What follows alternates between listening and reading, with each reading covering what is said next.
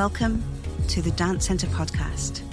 I am your host, Claire French, and I'm joining you from the traditional unceded territories of the Musqueam, Squamish and Tsleil-Waututh peoples, also known as Vancouver, Canada. I'll be talking to dancers, choreographers and other members of the dance world here on the West Coast to find out more about their creative work and practices and to discuss what it means to us to be dance professionals today. Thanks for joining us. Alina Sotskova is a professional dancer and choreographer with an integrative contemporary approach to her dance practice. Alina began studying at a young age in Crimea, Ukraine. After emigrating to Canada as an adolescent, her connection with dance was interrupted. She returned to dance years later to focus specifically on studying contemporary dance and ballet. She has choreographed and performed in many contemporary dance works across Canada. She's presented original choreography in collaboration with Victoria Dance Theatre, Dance Victoria, Flux, London Dance Festival, Broken Rhythms, Scotiabank Dance Centre and Addo Platform, among others. In her dance practice, she uses movement and an emphasis on pushing her own boundaries of imagination and physicality to explore the psychological and philosophical questions she's interested in. To her artistic endeavours, she also brings an academic, philosophical perspective, which she integrates with an embodied perspective of dance movement and the body. Alina holds a PhD in clinical psychology. As the founder and artistic co-director of Voirelia Dance Psychology and Philosophy Hub, Alina creates contemporary dance works, develops dance pedagogy, and curates interdisciplinary arts events. I am joined today by Alina Sotskova, who is the artistic director and founder, or co-artistic director, I should say now, and founder of Voireila Dance Hub. And we will be talking about that through the interview. Welcome, Alina. Thank you so much for joining me today for this podcast. And I'm very much looking forward to talking with you. Thanks, Claire. Thanks so much for having me. So there is a lot for us to talk about because you're one of those people who has a dual career set up, but they also are very much intertwined, I think. And I think this will be a lovely opportunity for our listeners to understand a little bit more about how that happens with you. So first of all, let's talk on the Dance Centre podcast about your dance path, your dance career, your dance history, your dance training. Mm-hmm. Very interested in hearing about your beginnings and how you first became interested in choreographing and directing, and then we'll get to Voirelia a little later down the line. Sounds good. Sure. Great. Yeah, it's been quite a windy path as far as how my interest in dance started, and it's taken me really all over the place in a lot of unexpected and beautiful places. But it started really, really early when I was growing up in Crimea, Ukraine at the time, which was basically just attending dance classes, mostly ballet and some lyrical type classes. There's not really a lot of variety of dance forms and methods available at the time when I was growing up there. So that was kind of basically it. And culturally, that was also the expectation that as a girl that I would be taking part in those kinds of classes and learning that kind of way of moving and dancing. So yeah, that was like the very beginning, and it was nothing professional, but it was a fairly rigorous program and practice back where I'm from. And then I with my family immigrated to Canada. I was 13, and at that point I didn't dance for like a good 10 years, maybe a little bit more.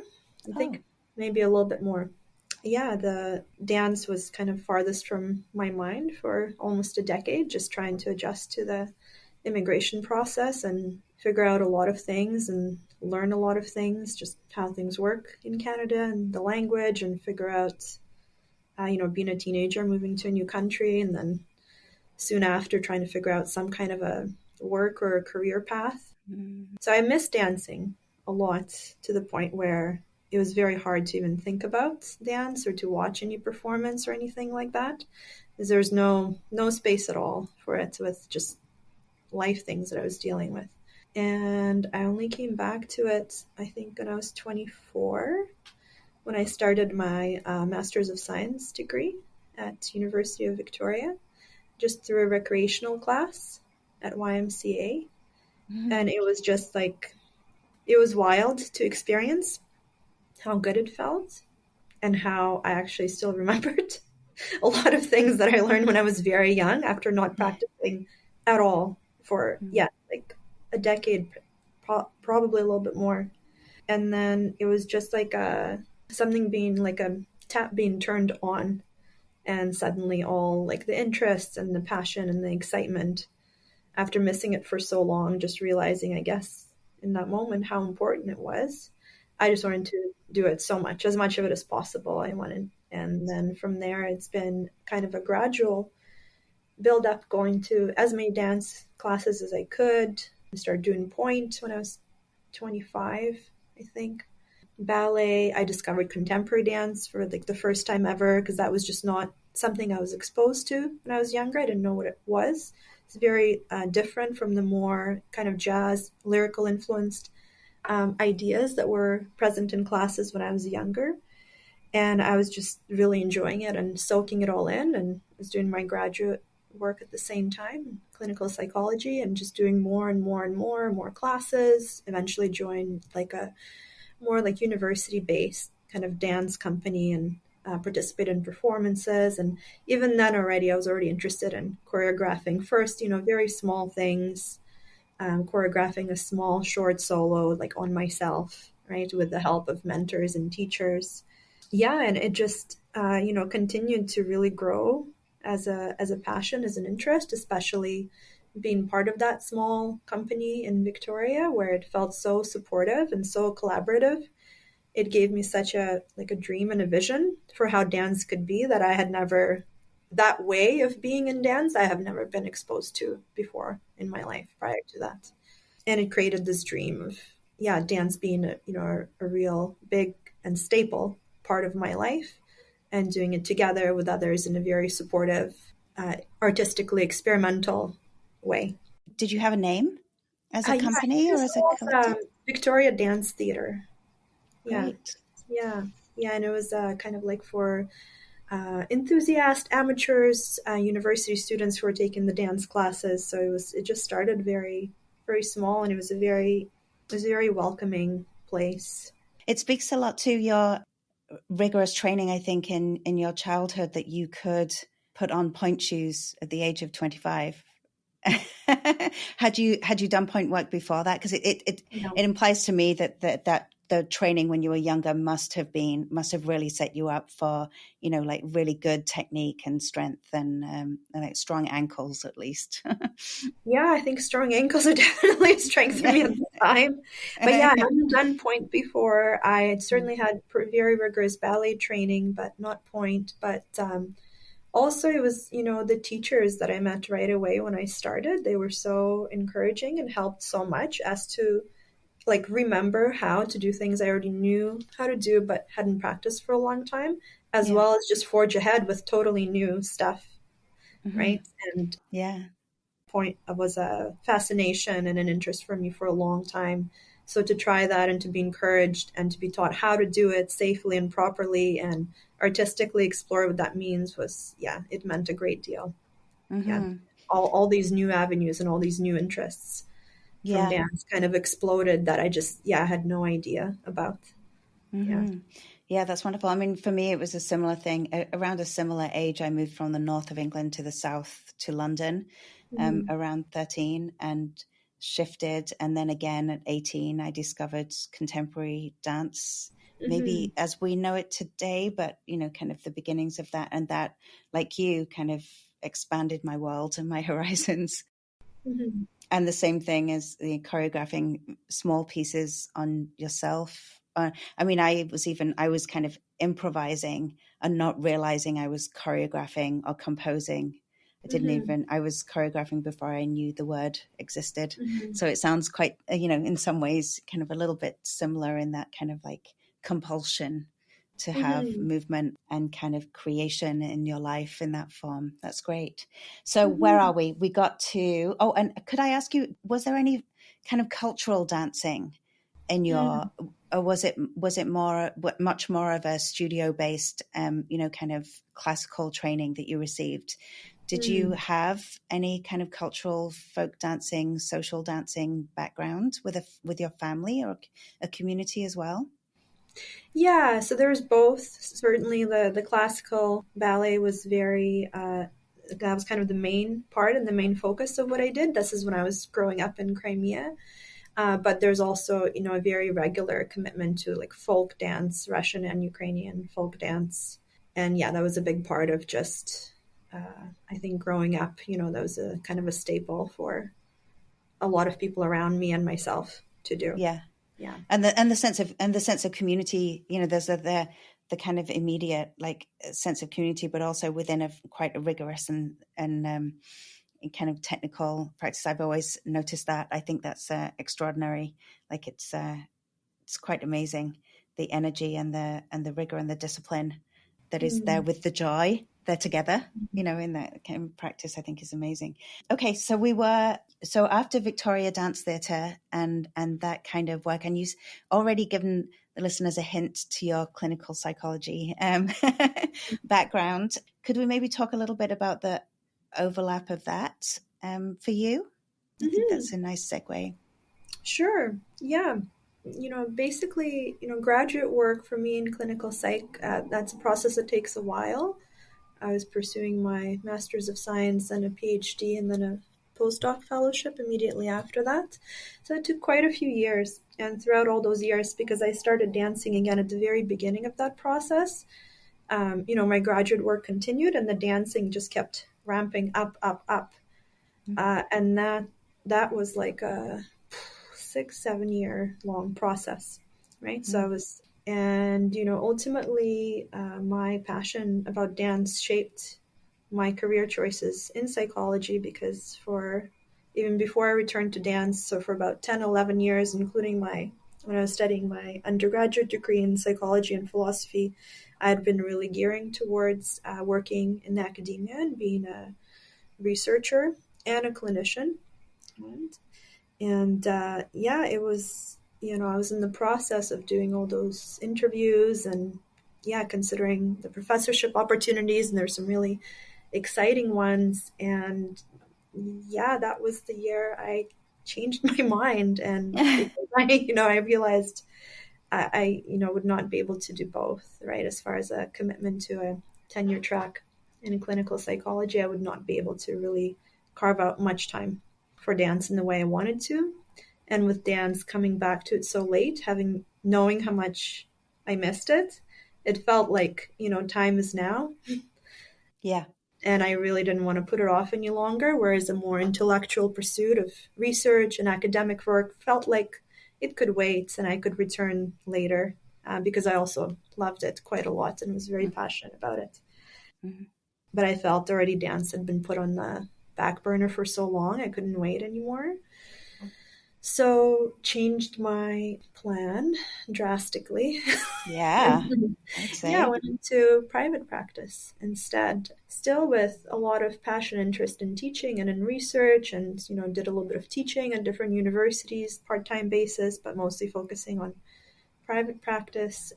And am still keeping in the back of my mind usually what can be some ways later to re-engage in a more part-time way, not in a way that a full professorship requires, with some kind of psychological research process, and that even being sort of like a dream as having Voirelia as a platform for dance psychology and philosophy, that perhaps in the future it could have some kind of a department or arm that's all about scholarly, scientific, artistic collaboration. Gosh, if only. Yeah. I know, right? But right away I knew like what it had to be sort of one or the other, right?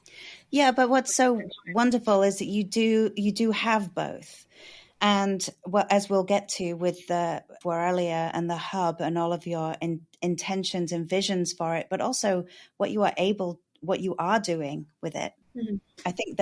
I think, in essence, so however long that is able to keep going, and as long as it's evolving and all of these things the way you want it to do, you're building content anyway that you could refer to, like you say, but you could refer to as your other career and use, reflect back on Voirelia as a big part of. Anyway, I see all of that as I know you do. Mhm. So let's introduce the listeners a little bit to Voirelia and then maybe come back to the balancing of the two careers, because I think you've already talked about Voirelia being, well, you wanted to shift your focus. And I think that led to Voirelia in a really interesting way. And now Voirelia is, I feel like, evolving all of the time. Mhm. And so maybe you could share a little bit about what Voirelia is and what the hub does Mhm. and the kind of work you've made so far and you're making now. Sure. Yeah.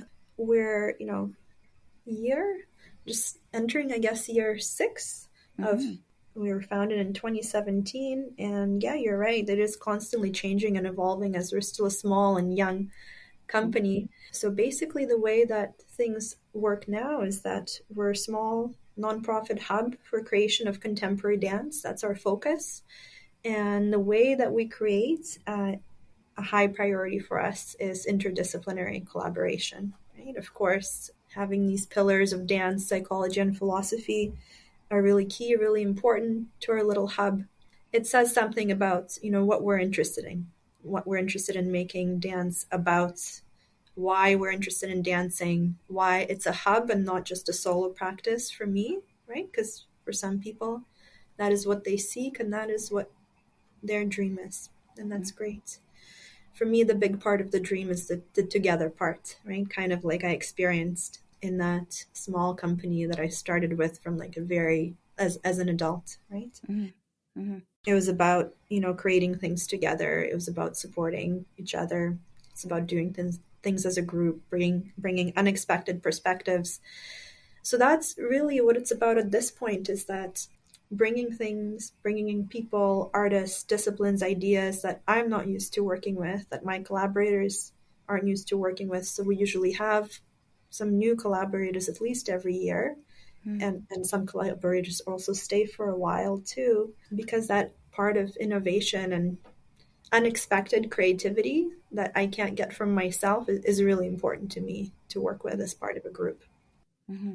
So recently we've been working on, really prioritizing the process of creating dance with a lot of attention to the process itself, with a lot of attention to how we do it and why we do it.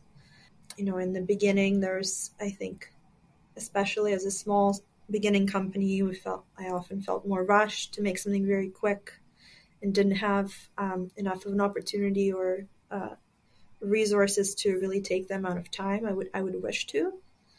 And as we're growing and that's changed, I'm enjoying that opportunity more to really take the time to research things together, things that I'm working on and projects I'm working on with collaborators. And yeah, we have a few exciting plans in the works for new things. There always are. There's always Mm-hmm. something in the pipeline, some new idea that I'm very excited about. Yeah. And I think that there's something about the kind of raison d'etre, the kind of the visioning behind the hub is also to do with healthy practice, Mm. which speaks a little bit maybe to the idea of not rushing process, where Mhm. sometimes the deadline or the presentation date takes over any other kind of responsibility or accountability we might have for each other or for our kind of conduct or behavior. So I think the spending time, taking time to not only enjoy being together, but find out, discover what it is to be together is part of what your work is, isn't it? I think that, I Mhm. mean, I've only been in a couple of studios kind of sessions where I've seen the process and I've seen some of your showings and I've had the pleasure of being in one of your workshops that you've led. And I've got that sense across those that there's a care of each other and Mhm. there is a patience with material and with the creative process of each person, as if there's a Mhm. sense of it that being not the same for each person in the room at the same time. I think that's an important aspect. I feel it's an important aspect of how you work Yeah. and of the hub itself. And I wonder if that somewhat comes from your psychology background and your knowledge and the contexts that you are aware that you are working in because of the Mhm. clinical psychology background. Do you see them as crossing over? I mean, you're the same person, so it's hard to, say that you can compartmentalize them that far. Yeah.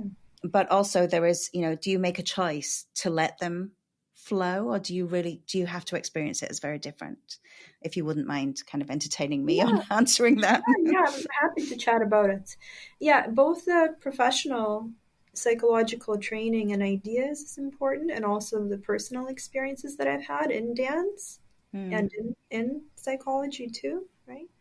It is very important to me that any time where I am facilitating a dance experience for others or a creation experience for others, or being part of sharing a performance, as you were mentioning just now, taking care of how we mm, do it and how I do it, and why it's extremely important. So everything around that is usually very intentional. I just, going back to that experience that inspired me to make dance more of a part of my life in the first place as an adult, as a young adult. That's the kind of experience I hope to give to others, an experience that encourages and mm. invites and inspires, and not something that leaves people feeling worse than when they came in. So I feel Yeah. like there's enough stressful things in life, and I don't want to facilitate things that add to people's stress and problems. I want to Mm, spend time together, connecting, creating, enjoying. mm, And so, as far as the psychology's involvement in that in my mind, uh, I certainly, as part of my training and as part of my work, I work with groups, I work with individuals, I work in a lot of different levels. There's a lot of skills that comes about how to help set up a place that is really collaborative and creative and really is supportive and encourages and opens up mhm, for people to choose what they want to open up, so that it's not forceful either. And so those skills I use very intentionally and all the time, mhm, and they help me a lot. mhm. And in a way, they create the kind of space for myself that I want, right? Yeah, I Um, was going to ask that next. In terms of for you, there's please just keep going with what you were going to say, but there's something around that idea that while it's setting up for others and there's facilitation of others, there is also taking care of you in that environment and meeting your needs in that environment. So as a creative person, do you also dance a lot inside the group? Do you find you give yourself room to move as well? yeah, it certainly started out that way Mm, with Voirelia, and then just even coming to a point where I really decided to not just be, a dedicated hobbyist in dance, but I wanted to be a professional, like crossing that line. It was because I was dancing, right? Very actively, a lot, a mhm. lot. My goodness. And also, yeah, just like absorbing all these different new dance ideas and methods and approaches. And definitely in the beginning, it was really involved in being in work myself, not just me in it, but participating in it, some solo work, some group work, and dancing in it. Last 2 years, it hasn't been as possible, unfortunately, due to some injuries Mm, and circumstances. So I've continued all with my Voirelia journey, but focusing more on choreographing and directing, and trying to see what I can do, physically speaking, to return to dance more. But the yeah. physical experience is always very important. So usually, even if I'm not in sort of a performance mode for a few months or even a year, as can happen sometimes to dance artists, I still need to find ways to move in our rehearsals and during teaching and during work, because there needs to be at least some way that the movement goes through for me Yeah. to understand what are the points of interest and focus. And there's usually lots of ways to do that. I don't need to Yeah. be performing myself usually to find ways, and that's the beautiful part about a lot of the contemporary dance ideas I enjoy so much. They leave a lot of room for how to dance, whether you're actively performing, choreographing, artistic directing, all of the above, or just some of those things. Hmm. Yeah, the sense of embodied practice and understanding, being able to feel like you can bring your whole body into something with the wisdom of the different parts of the body into events or into the dialogue, into the conversation, I think is, one thing that I've realized when it's almost like I don't know which one comes first, whether I miss it first or something happens to me where I realize that I am not in the room in the same way that I enjoy being. And then I realize it's because I've lost touch with a certain aspect of my physicality. And then when I start to get it back, I realize how much I've missed it, or whether I have that realization that says, I miss this feeling, and I go out to get it. You know what I mean? Like there's something, it's almost like an instantaneous kind of like state that happens in my body. It's like that pause space between an inhale and an exhale, where it just kind of allows for the shift to happen. And I just go like, aha, I can just see the other side or feel the other experience, the with and the without kind of almost. That happens to me sometimes. Can we talk a little bit about, you bring literature, you've mentioned interdisciplinary stimulus, maybe, or sources, or having an interdisciplinary interest, but you do genuinely bring in literature. Your works tend to have concepts that are around quite themes, but they might be like literary themes, but not always. You're kind of inhabiting worlds, I think, in how you set things up. Would you like to talk a little bit about that interest in bringing literature or literary themes or huge universal themes into the studio? Yeah, for sure.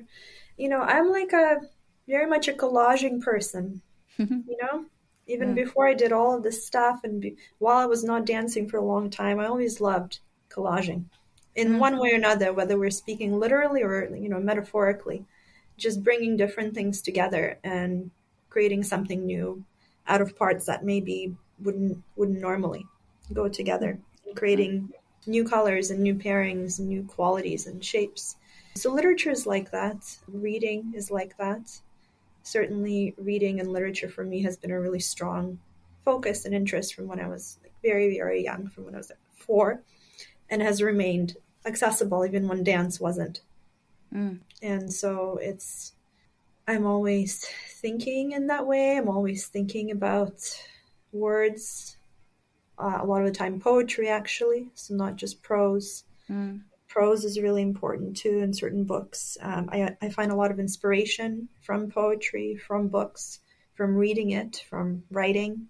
That's been a really consistent way through words of engaging with the world and understanding the world. And, you could say that psychology basically, without words, it really wouldn't be the same discipline at all, right? That's so important for making sense of experience and making sense of the world. And literature is such a beautiful way of doing that, holding up a mirror to a whole different world, or even the opposite, a story about a whole different country, time, history, and then suddenly you see yourself reflected in it.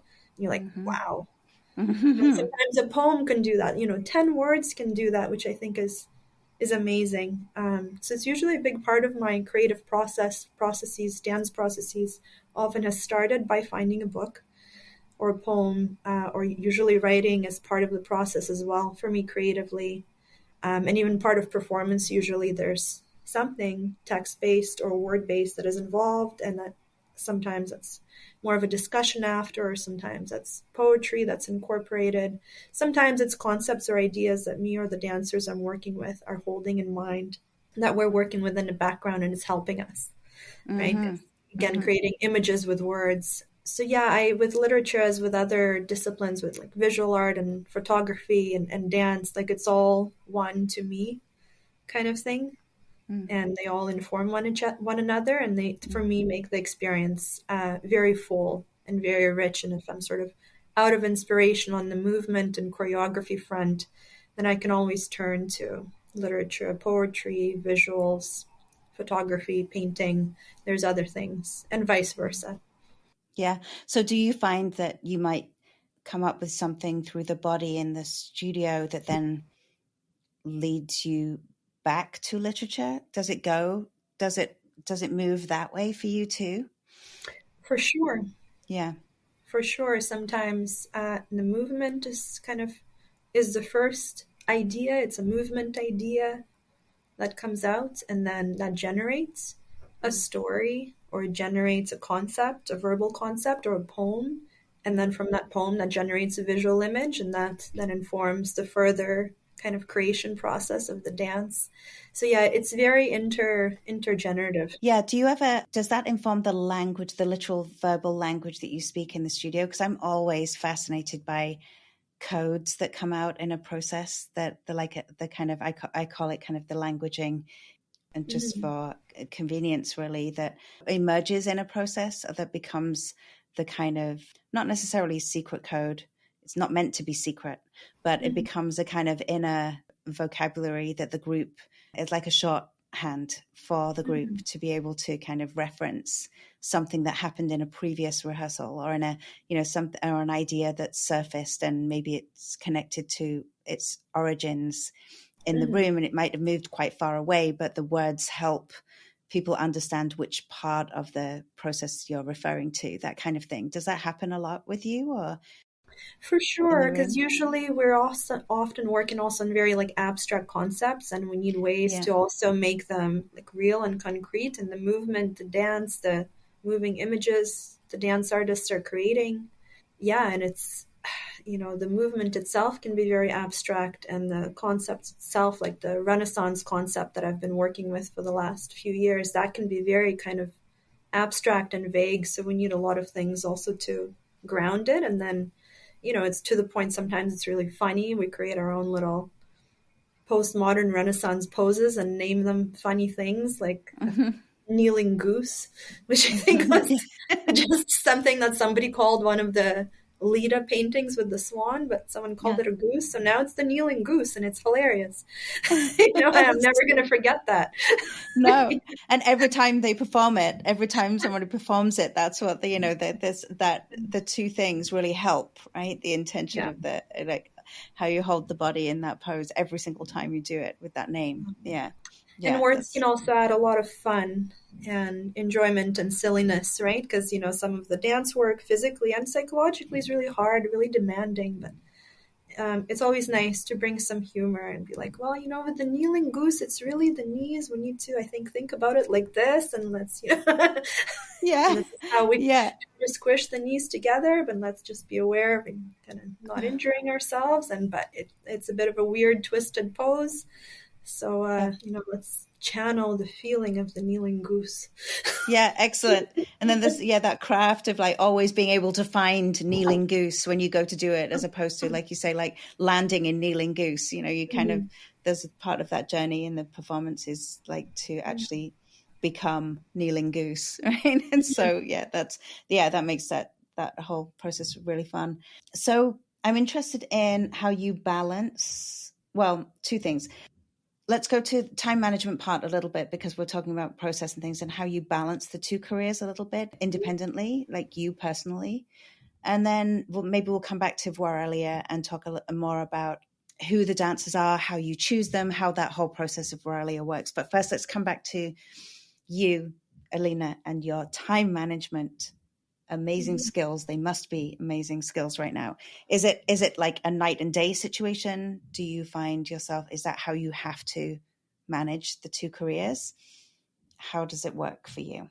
There has to be a mind shift in terms of the kind of work, the position you find yourself in a community, and then as a psychologist with the expertise, and there's a little bit of a different relationship, I think, to the people that you are engaging with across those two different careers a little bit. And so that's a shift which you probably find very easy and might be almost impossible for you to articulate right now.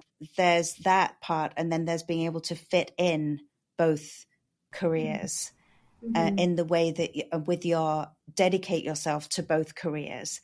That requires quite a bit of balance, I would think, and preparation on your part, and mindset to be in one and then be in the other. I'm thinking maybe in this instance, like, obviously I have good time management skills is one answer, but you're in a position, I think, to also talk about how you found a way to do it. And I think that can be really insightful. Obviously it's because you want to do both, That's a huge part. The will to want to do both, the passion you have for both is, I would say, very important. But there has to be motivation and discipline. And how do you fit it all in? Yeah. Yeah. Good complex questions. I'll see. Let me know if there's part of it I'm not quite covering. Please remind me, but I'll do my best. You know, I was not very driven or particularly skilled in time management or motivated or passionate about anything for most of my early life. It took a long time to experience environments and people and circumstances that actually inspired me and motivated me to do anything at all. You know, when I was in grade 10, I thought I was going to drop out of high school. I didn't even think about going to university. It wasn't a seamless transition. Let's say that. And then, yeah, even just what it took, to, of course, the commitment to graduate school, and that took a lot. And while I found a way to dance, while I was going to graduate school, it, for me, would not have been possible to do what I'm doing now with Voirelia and go to school, because that was a big commitment. Or, I wish I had taken the opportunities to dance more when I initially moved to Canada after, but again, wasn't possible. So I spent so long, I have so many very vivid memories of not having things I really want, not wanting them, but just not being able to do it, and not feeling particularly inspired and motivated, but just working hard to just kind of get along and get through. The drive comes from that. I just can't do that anymore. I just can't do that anymore. And both careers are very, very important. And this is where that drive helps to use the time management skills I learned. But if it wasn't so important, if it didn't feel so urgent, if I didn't feel like I had missed out on so much, I wouldn't be doing it, perhaps. Or perhaps I'd be doing it in a different way. The time management is the easier answer for sure, because that was, graduate school was very helpful to learn how to time manage a lot of very different commitments with clinical work, research, classes, work-life balance. So, that was a big time management learning experience. And then working in the arts as well, just by just starting and working in it and learning how things work and how, of course, things are different as far as, my role and how timelines work and all of that. And also learning how to work with different industry, different discipline altogether, just through experience and practice. But the thing that helps me the most is, the drive that I have, the importance of these things, and reminding myself why they're important. And then, being quite strict with the efficiency of my time. And usually continuing to find ways to optimize how I use my time and what is most important, and constantly making decisions about priorities, right? So, and I'm lucky enough to work with in both sides of the dance and the psychology community, with people and with organizations who understand these two very important commitments that I have, and who are able to support and help, because I usually have to, sometimes really it gets really busy, and other times my psychology work gets really busy, and I have to kind of stagger them sometimes. And I'm very grateful to work with people who understand that, so that we have a good working relationship together. Yeah, that's great. And I'm thinking as well, because for me, a lot of the time, juggling a lot of things, there's definitely a sense of context and the environment itself supporting that shift. It makes the shift a lot quicker, and also and supports the work. So if I feel like I'm walking into an environment, or I'm shifting from one environment that felt supportive to another that feels supportive, it's a lot easier. It's a lot easier to make the shift. It just literally feels like a slide to the next, the next place. But I am very interested in the way you talk about your younger self. It surprises me, because I haven't known you for very long, but in the time that I've known you, I see you as one of the most ambitious and driven people I've met. And so it surprises me to hear that you didn't have that when you were younger. And I just wonder, was that who you were, or was it circumstance? Like when you were younger, was it a personality, or was it was it your environment? Yeah, I don't think it was so much personality. I think it was about availability of experiences. For me personally, of course, right? Other people I can't speak for. Mm. Because things changed very quickly when certain right environments came along. Yeah. I remember things changing very quickly between grade 10 and grade 11, whereas grade 10 was kind of lost in a big school and not particularly had any teachers who seemed to, care or be interested in students' individual kind of progress. They had big classes, big school, and lots to deal with. And a lot of people were also very well-to-do in that school, and they had fairly steady lives and didn't really need a lot of attention. And I was kind of still trying to learn English properly and trying to figure out my culture shock and how to what this country is sort of about and how to live in it. And yeah, I actually switched to a different school that was a school in Toronto that was more considered an inner city school and was considered to have actually more socioeconomic challenges that the students would be dealing with. But I went to go to that school because my friend went to that school. Okay? And the teachers there, to be honest, seemed to care a lot more. Yeah. And I had two particular wonderful teachers who changed my life completely. Wow. And they pointed out strengths I didn't know I had. They were encouraging and kind in a way that I had not experienced before. And they just kind of opened up a whole possibility of life that just was closed.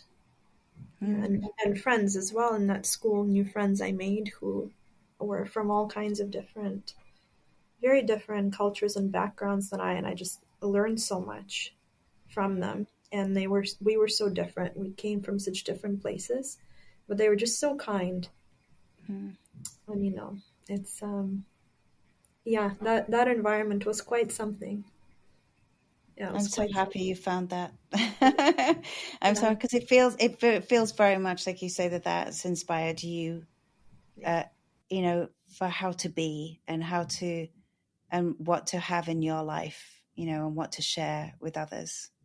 Yeah, and there's been lots of people since as well, but I just remember that as kind of a turning point, a big change and a turning point. And after that, everything changed, and I don't think I would be here having my career in psychology or in dance if that pivotal experience hadn't happened. I don't think I would have had any confidence to try these things that just seemed way too ambitious for me at the time.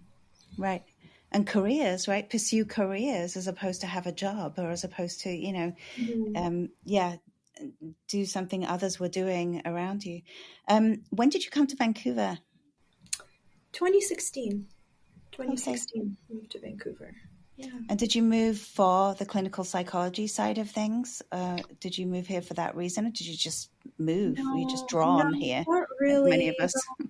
Yeah, I lived in Victoria for 7 years. That's where I did my graduate studies.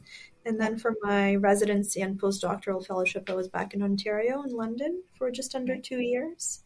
Right. I really missed the West Coast. I just wanted to come back to the West Coast. So, it was all part of considerations where I want to work and live. And there's options, in the island and in Vancouver and in the States on the Pacific Northwest. So I know I wanted to be somewhere here. Psychology-wise, there's a lot of different opportunities. There's a lot of different places I could work, a lot of options that were really fun and exciting. It was more about deciding where also I could have some kind of thriving connection to dance. And certainly Vancouver offered a lot. Yes. And I probably chose it more for dance because there's lots of other wonderful, towns and cities on the West Coast where I could live and do my psychology work, but then they don't have as much going on in the dance department. Could do. And I'm really happy with that choice. Living in Vancouver isn't easy, but I don't regret it. That's for sure. No, yeah, that's amazing. That's wonderful. You're really making that work. So let's come back a little bit to Voirelia and the people you work with. Maybe how you choose them. Do they choose you? Do you choose them? Like, how does this? It feels like there's an ebb and flow, and like you've already implied, it changes. Mm-hmm. But what would you say so far has been? Where's the choosing of artists coming from, and who are you working with now? Yeah, I think usually it comes from, especially for people who are enduring part of Voirelia, Jennifer Aoki, Voirelia's artistic co-director, right? Our board members, Margarita Maciera, Rachel Prince, people who are also very active artists and working in the dance and artistic community. Mm-hmm. Those kinds of enduring relationships usually come from shared values and shared vision and passion. And we usually have gotten to know each other some way through the dance world or community. And then as we, learned about our shared goals and values, and a lot of it is about, these things we're talking about today, like really caring about being creative, feeling very passionate about it, and also really caring about how we do it and finding ways to do it that we lift each other up and Mm-hmm. lift others up and encourage each other. Yeah. And then artistically with more, dance artists who might be part of a certain project or certain short-term or long-term project, usually the value alignment is really important.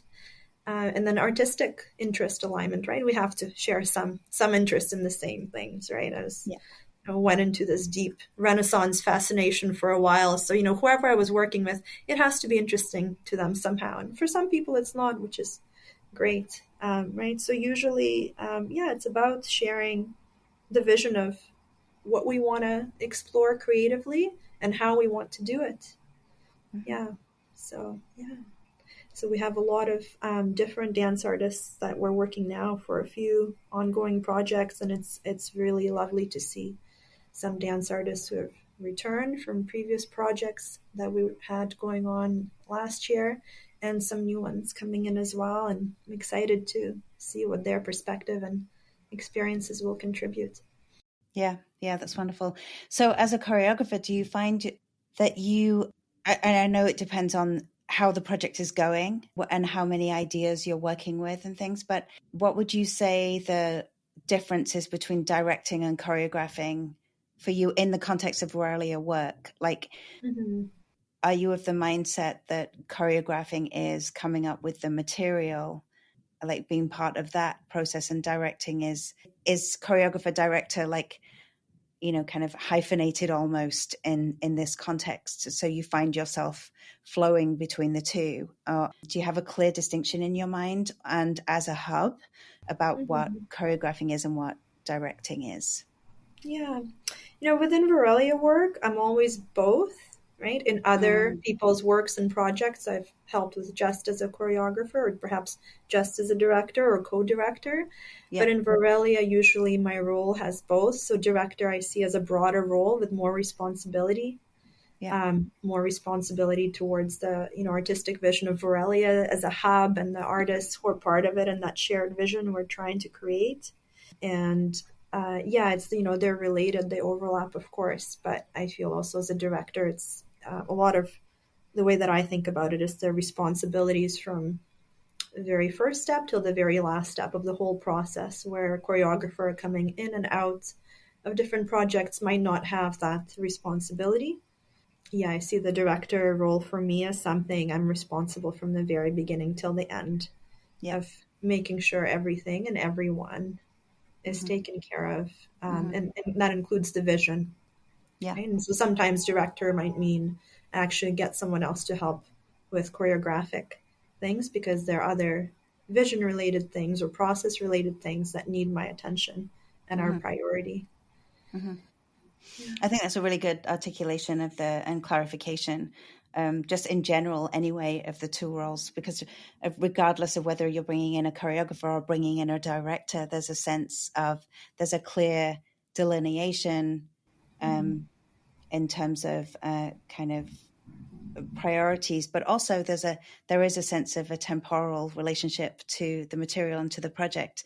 They're a little different, and to vision, and to how many layers of vision there are in any one project, which I think is really beautiful. I think that's really great. So Discover Dance, I'm talking to you now because you are programmed through the Dance Centre for Discover Dance at the end of February. I believe it's February. We have a 29th this year. It's your day. And so that will be coming up. This podcast will have come out just before that. So listeners, please do come and see Voirelia on the Discover Dance Thursday, February 29th. I believe it's a noon show. Mm-hmm. And this is where you will see some of the Renaissance work, I believe. Is that correct? Mm-hmm. Will this be a work in progress showing? Will this be, do you know at this point what you will be presenting at that? Okay. Would you like to talk about that? Yeah, it's called Deformed Revival. And it's a finished work. We premiered it in 2023 at the Shadbolt Centre for the Arts. And it's a full-length work for 3 dancers, exploring this idea of Renaissance as more of a psychological concept and experience. So we're really exploring this idea of rebirth and revival and reinvention and what that means. And really what I found myself, my interest kept coming back to as when we developed this work and created it together, is just this interest in what is it like to try to really change and how difficult that can be and the process of that, which in the piece we use the visual metaphor as far as people what they would see on stage of sculptures coming to life, sculptures being molded. I had a lot of interest in this idea of being molded and being shaped, and then how then, when we take that from the concrete, from the movement and the sculpture and painting influences that is very fun for us to play with, how we take that into the psychological realm of how do we try to change and evolve and grow after other people and other events have shaped us. Mm-hmm. Even in ways we perhaps didn't wish to be shaped or molded. So it's a ready work. It's a recent work that I'm excited to make some fun changes to dramaturgically since the premiere, and we'll be working on that this winter and then presenting. It'll be a bit of a new version of it, but nice. Something that we've already spent quite a lot of time researching and developing. Mm-hmm. Seems quite apt that you would do that, rebirthing the work itself right in front of our eyes. That's excellent. I know, right?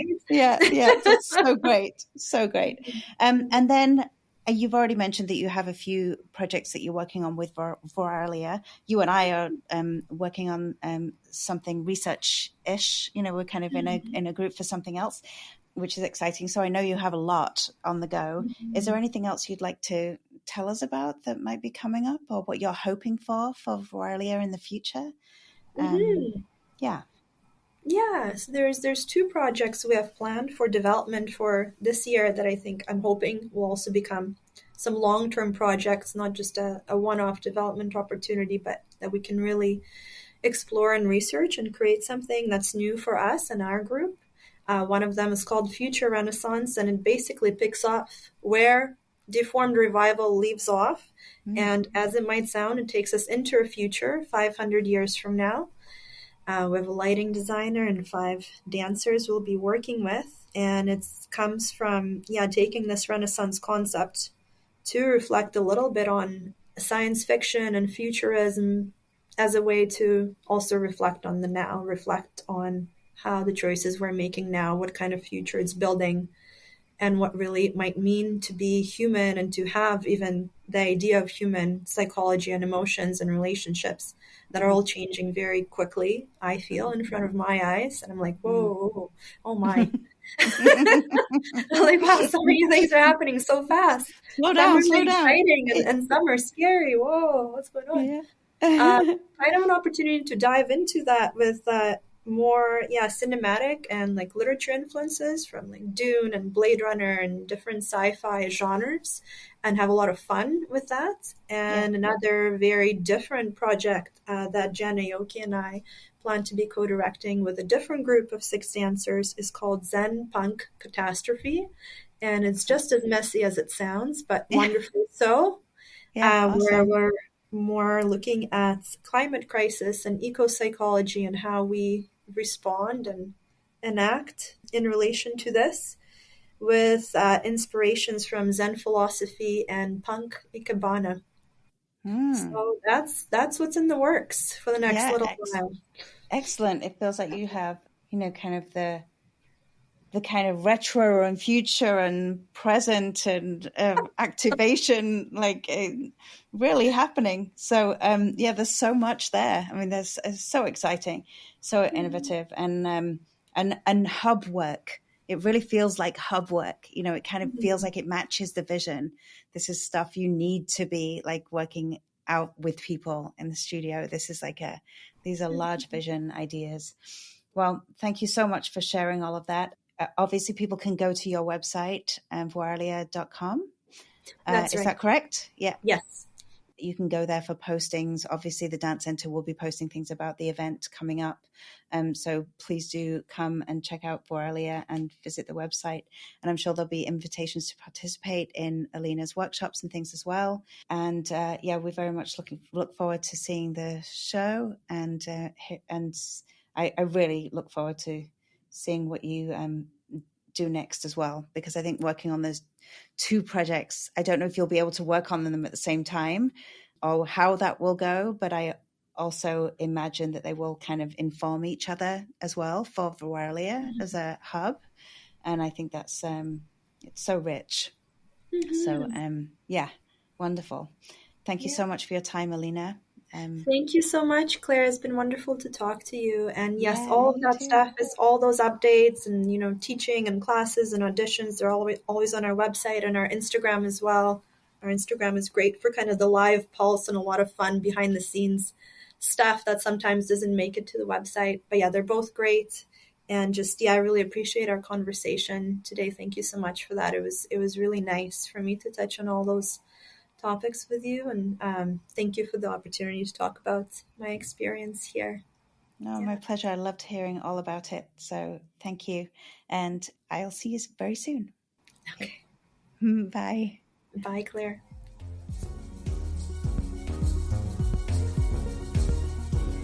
Thank you so much for listening. We would love for you to subscribe, rate, and review wherever you get your podcasts, as this will help other listeners find us and help us to grow our dance audience. We'll be back next month. In the meantime, you can follow us on Facebook at The Dance Centre, Twitter at Dance Centre, and Instagram at The Dance Centre BC. And if you'd like to support our work, please consider making a donation. Just go to our website at thedancecentre.ca, where you'll find extensive information about our upcoming programs and events. The music for the Dance Centre podcast was composed by James B. Maxwell. Always a pleasure to connect with you through dance. Until next time.